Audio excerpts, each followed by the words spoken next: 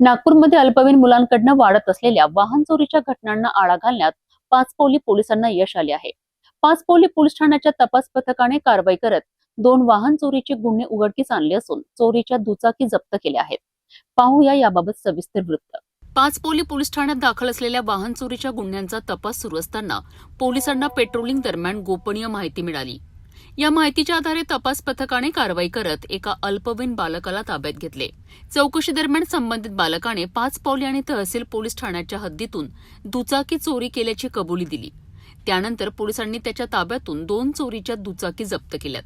जप्त करण्यात आलेल्या वाहनांमध्ये स्प्लेंडर प्लस क्रमांक MH49BQ 3469 आणि होंडा ऍक्टिव्हा क्रमांक MH49 AF0350 यांचा समावेश आहे. या दोन्ही वाहनांची एकूण किंमत सुमारे 65,000 रुपये असल्याचे पोलिसांनी सांगितले. ही कारवाई वरिष्ठ पोलीस निरीक्षक अनिरुद्ध पुरी यांच्या मार्गदर्शनाखाली करण्यात आली आहे. तपासात पोलीस निरीक्षक विवेक पडधन, पोलीस उपनिरीक्षक रणजित माजगावकर तसेच पाचपावली पोलीस ठाण्याच्या तपास पथकातील अधिकारी व कर्मचारी यांनी महत्वाची भूमिका बजावली आहे.